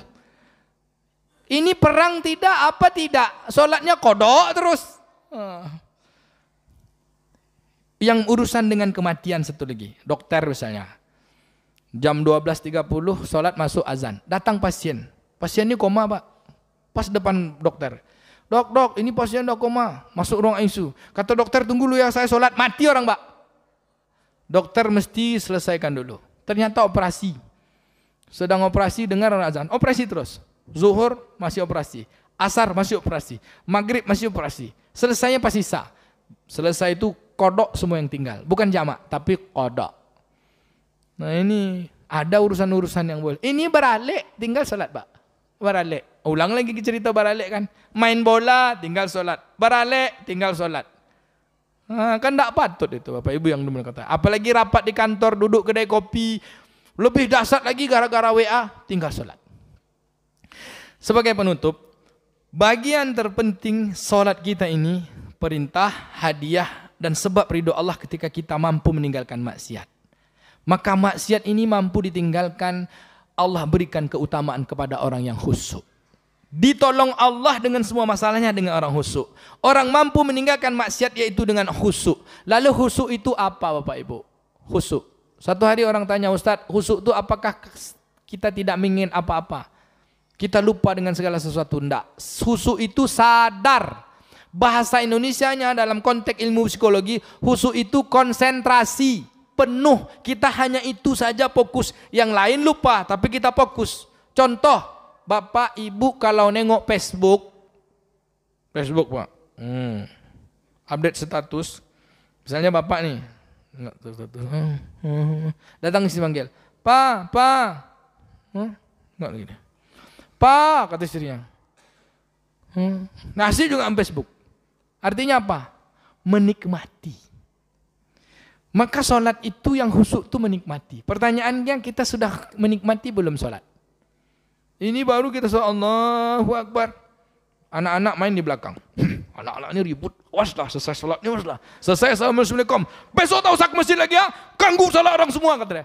Padahal ribut tak ribut, anak-anak itu tak juga khusyuk dia dah. Ya kan? Anak-anak jadi masalah. Bukan masjid sini Pak, masjid saya. Bapak Ibu yang dimuliakan Allah Ta'ala, khusyuk itu mudah menyebutnya. Apa itu? Menikmati. Sehingga Ibnu Abbas radhiyallahu an dalam kitab Sabilus Salikin, apa kata beliau? Sesungguhnya kenikmatan yang paling nikmat di atas dunia ini adalah nikmat khusyuk di dalam solat.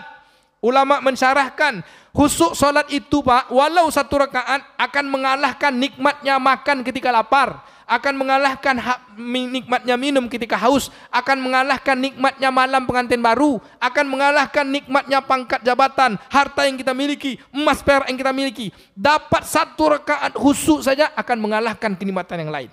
Kenapa? Karena kita bercengkrama dengan kekasih yang maha kekasih. Ibarat orang pacaran Pak. Kalau lagi kasmaran berdua, ini kan baru pacaran nih, kasmaran, lama tak jumpa. Di depan kuburan pun tak takut Pak. Lampu gelap pun tak takut di kuburan. Yang takut cuman kalau ada Satpol PP. Baru takut dia tuh. Tak ada takut. Kenapa? Sedang betul-betul menikmati keadaan berdua. Solat harusnya seperti itu. Kita ini sedang bercengkrama, berkasih-kasih, sedang berhadapan dengan maha kekasih yang paling mencintai. Adakah orang yang sudah bertemu dengan kekasih di antara kekasihnya, dia tidak terlena dengan kekasihnya? Kan tidak ada. Pertanyaan, kenapa kita solat belum lagi bisa terlena dengan kekasih? Karena kita belum menganggap Allah kekasih. Betul tak? Mulai malam hari ini, mampu tak kita menjadikan Allah ketika berhadapan itu adalah kekasih? Padahal ucapan kita sudah mengatakan bahwa Allah itu kekasih. Allahu Akbar, engkau yang maha besar, semua yang lain kecil. Tak ada hubungan dengan yang lain. Kita katakan Bismillahirrahmanirrahim. Dengan nama engkau wahai Allah, yang maha pengasih lagi maha penyayang. Alhamdulillahirrabbilalamin. Segala puji hanya untukmu Allah, Rabb sekalian alam. Allah jawab, Hamiduni abdi, hambaku memujiku. Rahmani abdi, hambaku menyayangiku. Ini untuk aku, kata Allah. Ini untukmu, ini untuk aku, ini untukku, dan ini untukmu. Ya kana na'budu wa iyyaka nasta'in ihdinas siratal mustaqim. Kata Allah Ta'ala, aku kabulkan permintaanmu. Berdialog kita Pak. Kira-kira udah gitu belum salat kita? Udah belum? InsyaAllah, kata Bang Raden. InsyaAllah. Boleh? Bahwa untuk mencapai khusyuk, pertama nikmati. Ini solat sunat setengah menit. Allahu Akbar. Assalamualaikum. Buru-buru. Apalagi kalau sedang nonton sinetron. Pas iklan langsung solat. Selesai solat, selesai iklan. Udah sampai mana film tadi gitu ya? Bukan ibu-ibu sini, ibu-ibu dekat warung rumah saya. Ibu-ibu sini ndak mau iklan, mau ndak iklan, ndak peduli, dia salat ke masjid. Allahu Akbar. Sedap betul bacaan imam tadi, sejuk hati awak. Terdengar ayat-ayat Allah, meleleh mata awak. Siapalah nama imam tu, menantu siapa tu, katanya kan gitu kan. Bukan imam yang Isa tadi, imam yang ngaji tadi. Imam tadi tu dah ada menantu orang. Bu, bisa menikmati salat, Bu? Mau latihan nikmat salat? Bangun tahajud. Allah sebutkan dalam surah Al-Muzammil. Bangun tengah malam, kata Allah. Sebagiannya, tak dapat sebagiannya sedikitnya. Sesungguhnya bacaan Quran ketika itu sangat berkesan. Artinya apa itu? Memberikan kesan kepada hati. Solat khusyuk menikmati itu bukan solat pakai pikiran. Tetapi solat pakai kehadiran. Pakai hati. Kita banyak sedang solat, Allahu Akbar, mencari barang hilang. Iya, tuh di bawah bantal rasanya kemarin tuh. Itu tadi pergi ke masjid, pagar berkunci tidak ya? Dalam solat tuh. Berbunyi pula bunyi klakson, tit tit. Astagfirullah, tanggal tua. Ini kredit Honda belum terbayar. Sedang solat teringat. Betul tak Pak? Betul kan? Memang itu mengganggu. Dan di antara pekerjaan yang paling sulit khusyuk dan konsentrasi adalah solat. Orang yang paling konsentrasi Pak, makan ketika lapar. Saya dengan Pak Azwar kalau main badminton 2 set konsentrasi itu Pak. Tapi kalau solat bisa enggak? Kenapa? Karena solat pekerjaan yang paling tak disukai oleh iblis dan syaitan. Maka dia takkan mau kita khusyuk. Maka perjuangan ketika kita solat. Lalu apa bacaan kita minta kepada Allah? Rabbi a'udzubika min hamazatis syayatin wa a'udzubika rabbi an yahdurun. Hafal Bu? Hafal? Sebelum solat baca itu dalam surah Al-Mu'minun. Kalau tak juga baca minimal ta'awuz. Auzubillahi minasyaitonirrajim. Ya Allah, Rabbi a'udzubika min hamazati syaitan. Tuhanku, aku berlindung kepadamu dari bisikan-bisikan setan, dan aku berlindung kepadamu kehadirannya, dari kehadirannya. Allahu Akbar, husuk betul lah. Tengah solat tu datang dia. Kata dia. Dia ngembus-ngembus saja ya Pak. Tapi yang diembusnya itu apa? Proyek bulan depan. Kalau ketua masjid enggak tuh. Kalau ketua masjid bisikannya lain lagi. Jadwal Ramadan dah siap katanya. Gitu Pak. Sama kita Pak. Dibisikkan itu. Nanti juzul Quran ustadznya ini tuh. Sedek tentang sholat tuh pikir tuh. La ilaha illallah. Astagfirullah. Nikmati. Yang kedua, agar khusyuk dalam sholat kata ulama, kita sempurnakan rukun. Syarat sahnya sholat itu mulai dari ambil wudhu sampai kita selesai sholat. Wudhulah dengan sempurna. Laksanakan, hadirkan hati ke masjid itu bahwa kita datang menjumpai yang maha besar. Orang kalau jumpa Pak Gubernur tak tanggung gininya, jumpa Pak Presiden tak tanggung siapnya. Sekarang kita jumpa di hadapan Allah harusnya lebih daripada itu penghormatan kita. Lupa dengan segalanya. Maka ketika kita masuk masjid, ya Allah ampuni aku, ampuni kesalahanku. Allah maghfirli zunubi wabtahli abwaab rahmatik, dan bukakan kepadaku pintu rahmat. Masuk kita masjid. Keluar kita dari masjid, minta izin kita, ya Allah bukakan anugerah kebaikan-kebaikan kepadaku yang semua di luar itu jadi kebaikan. Amin. Nah, maka bagaimana caranya? Pahami makna bacaan solat. Bukan kita harus mengartikan solat. Saya pernah bicara depan profesor di kampus Pak. Isra Mi'raj di kampus. Profesor semuanya. Saya bilang, kita sebagai makhluk yang Allah ciptakan harus meningkatkan kualitas hubungan kita dengan Allah. Kualitas hubungan kita dengan Allah itu tercirikan dalam solat. Hari ini kita sebagai dosen, kita meningkatkan kualitas sebagai dosen. S1, S2, S3, profesor, itu kualitas dosen. Salah? Enggak, bahkan baik. Tapi adakah kita meningkatkan kualitas di hadapan Allah untuk belajar urusan-urusan solat kita seperti kita S1, S2, S3? Ada enggak? Saya bilang, ibu profesor, bapak profesor, yang pertanian hafal 100 nama tumbuh-tumbuhan, yang perikanan hafal 1000 nama-nama ikan, bahkan nama lokal nama internasional. Sekarang saya tes, hafal ndak arti bacaan solat mulai dari takbir sampai salam? Turun saya dari tangga, ibu hafal ndak? Apa dia bilang? Jangan gitu lah Ustaz katanya. Kenapa? Karena kita belajar solat cuman pakai buku Muhammad Rifai, tuntunan solat lengkap, yang tidak lengkap di waktu SD dulu, sampai kita umur 50 tahun itu juga. Betul tak? Betul, bukan jemaah Masjid Al-Muhsinin yang saya ceramah kemarin tuh. Kalau sini hafal semua nih. Saya pernah menyampaikan kuis di 300 mahasiswa. Tolong tuliskan arti bacaan solat mulai dari salam mulai dari niat sampai salam. Yang hanya betul cuman Al-Fatihah, yang selebihnya salah. Saya bilang serentak.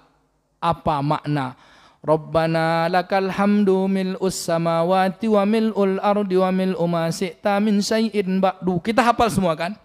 Tapi paham tak kita maknanya? Bapak Ibu, kalau kita paham makna ini betul-betul enak. Rabbana, Tuhan kami, lakal hamdu, hanya kepadamu segala puji. Mil'us samawati wa mil'ul ardi, meliputi langit dan bumi. Wa min syai'in ba'du, dan bahkan lebih daripada bumi dan langit, seluruhnya tuh. Jadi ketika kita menghadap Allah, besar betul Allah tuh. Ketika kita tunduk, subhana rabbi azimi wa bihamdi, memang meleleh air mata kita. Ini insya Allah ya. Yang terakhir, berdoalah kita. Tadi terakhir terus, tak terakhir. Berdoalah kita untuk solat kita. Seperti mana Nabi dalam kitab Al-Adhkar Imam Nawawi menyebut dalam perjalanan Isra Mi'raj, dalam perjalanan dari rumah ke masjid, yang mi'rajnya kita ke langit. Kata ulama, as-salatu mi'rajul mu'minin. Solat itu adalah mi'rajnya orang beriman, bertemunya dengan Allah. Doa Nabi dalam mi'raj ada satu doa, yaitu minta cahaya. Sunnah Pak, turun dari rumah doa itu. Hafal Bapak Ibu? Ikuti saya. Allahumma ja'alni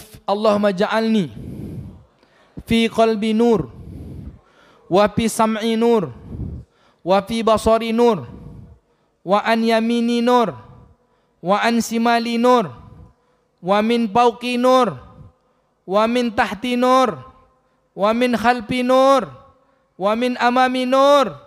Allahumma a'tini nur. Amin. Apa artinya? Ya Allah, aku mohon padamu hatiku bercahaya. Aku mohon padamu pendengaranku cahaya, penglihatanku cahaya, depanku cahaya, belakang cahaya, atas cahaya, bawah cahaya, kiri kanan cahaya. Semuanya cahaya. Ya Allah, jadikan aku cahaya. Apa itu cahaya? Nur. Bapak Ibu, saya sudah dapat nur. Istri saya Nur Hasanah. Mungkin kena saya doa itu. Bapak Ibu mulai besok doa itu jangan pernah tinggal. Asal turun kita berjalan ke masjid, doa itu. Allahumma ja'alni fi qalbi nur wa fi sam'i nur. Yang kedua, doa Nabi Ibrahim alaihissalam. Khusus untuk solat. Kita tidak tahu solat kita diterima atau tidak. Yang penting kita solat. Kita usahakan sebaik-baiknya. Husuk tak husuk kita usahakan. Kata ulama, Allah akan pandang ke usaha kesungguhan kita. Walau husuk atau tak husuk, usaha kita itu Allah lihat. Mudah-mudahan dinilai husuk. Apa doanya? Rabbi ja'alni, ayo sama-sama. Rabbi ja'alni muqimas salati wa min zurriyati Rabbana wa taqabbal du'a. Hafal? Alhamdulillah. Surah Ibrahim ayat 40. Maka Bapak Ibu yang dimuliakan Allah, inilah yang kita bawa pulang. Solat adalah profesionalisme kita sebagai makhluk yang Allah ciptakan. Kalau kita tak solat, berarti kita tak profesional menjadi manusia. Itu namanya binatang. Itu kesimpulannya. Solat adalah hadiah yang Allah berikan untuk menyelesaikan seluruh masalah. Keridhaan Allah terletak pada solat kita. Maka ke dalam solat kita dipanggil hayya ala solah, hayya alal falah. Allah Maha Besar, menanglah kita dengan la ilaha illallah. Kita tak bertuhan kepada pangkat, pada harta, pada jabatan, kepada nafsu. Kita hanya menyerahkan diri kepada Allah. Itulah makna solat. Lalu solat yang khusyuk nikmati. Solat yang khusyuk sempurnakan syarat dan rukunnya. Solat yang khusyuk pahami makna bacaannya. Solat yang khusyuk mintalah kepada Allah. Semoga kita meninggalkan maksiat dan kekejian dari seluruh kehidupan kita. Amin ya rabbal alamin. Na'udzubillahi minasyaitonir rajim. Bismillahirrahmanirrahim. Allahumma salli ala sayyidina Muhammad wa ala ali sayyidina Muhammad. Allahumma ja'al jam'ana hadza jam'atan marhumah wa tafarruqana min ba'dihi tafarruqum ma'sumah. Ya Allah, jadikan pertemuan kami malam ini pertemuan yang mendatangkan rahmat dan kasih sayang-Mu ya Allah. Jadikan kesudahan majlis kami ini kesudahan yang menghapuskan dosa dan kesalahan kami ya Allah. Ya Allah, kami mohon padamu dari lubuk hati kami yang paling dalam ya Allah. Perbaikilah segala urusan kami ya Allah, urusan dunia kami, kerana dunia ini tempat kami mengabdi kepadamu ya Allah. Perbaiki urusan akhirat kami, kerana akhirat adalah kampung halaman tempat kami kembali ya Allah. Ya Allah, perbaiki urusan-urusan agama kami, kerana agama adalah benteng dari segala urusan kami. Di atas segala kepentingan dan benteng agama kami adalah solat kami ya Allah. Allahumma aslih lana solatana ya rabbal alamin. Ya Allah, perbaikilah solat-solat kami ya Allah, kualitas solat kami, hingga kami benar mengerjakan, mempernyempurnakan kualitas hubungan kami kepadamu ya Allah. Ya Allah, tolong pada kami berikan taufik dan hidayah agar kami menjadi ahli solat seperti mana doa Nabi-Mu ya Allah. Rabbana ja'alna muqimas salati wa min zuriyatina rabbana wa taqabbal doa. Ya Allah, jadikan kami ahli solat, istri kami, suami kami ahli solat, anak-anak keturunan kami, warga-warga kampung kami, sehingga kampung kami menjadi baldatun tayyibatun wa rabbun ghafur birahmatika ya arhamar rahimin. Ya Allah, ya Rahman, ya Rahim, ya Karim, ya Zal Jalal wal Ikram. Izinkan kami hidup senantiasa melaksanakan solat ya Allah. Sempurnakan kami untuk melaksanakan solat ya Allah. Dan kami mohon matikan kami ketika kami sedang solat ya Allah. Mati sedang membaca Al-Fatihah, matikan kami sedang rukuk dan sujud ya Allah. Ya Allah, jangan kau matikan kami dalam keadaan lalai kepadamu ya Allah. Allahumma inna nas'aluka akhiru kalamina bi kalimati la ilaha illallah. Ya Allah, mohon kami akhir dari hayat kami mampu mengucapkan kalimat la ilaha illallah. Taqabbal doa-doana ya rabbal alamin. Allahumma rabbana anzilir rahmah ila ahlina syakinah mawaddah warahmah birahmatika ya arhamar rahimin. Ya Allah, berikanlah kepada kami keberkahan dan rahmah, dan pada keluarga kami ya Allah. Jadikan rumah tangga kami rumah tangga syakinah mawaddah warahmah. Jadikan anak-anak kami anak soleh-solehah ya Allah, alim-alimah hafizah yang membanggakan kami, yang sebab kami yang menyeret tangan kami untuk masuk ke surgamu ya rabbal alamin. Ya Allah, dengar doa-doa kami. Jika ada di antara kami ini yang sakit, sembuhkanlah ya Allah. Jika ada di antara kami ini yang punya hajat, sampaikanlah ya Allah. Jika ada yang susah payah, berikanlah kemudahan ya Allah. Jika ada yang terlilit utang, berikan jalan untuk melunasi utangnya ya Allah. Ya Allah, dengar doa-doa kami ya Allah. Ya Rabbal Alamin, tolong kami ya Allah, sungguhnya Engkau Maha Penolong. Rabbana atina fid dunya hasanah wa fil akhirati hasanah wa qina azabannar. Subhanakallahumma wa bihamdika nasyhadu an la ilaha illa anta nastaghfiruka wa natubu ilaik. Walhamdulillahi rabbil alamin. Lebih kurang mohon dimaafkan. Bapak Ibu, maafkan saya enggak? Banyak ada yang tersinggung kan? Tidak ya? Minta Ibu yang di luar request satu lagu Robana tu Ibu. Selimut putih boleh Bu? Boleh Bu, selimut putih? Boleh ya? Demikian. Wassalamualaikum warahmatullahi wabarakatuh.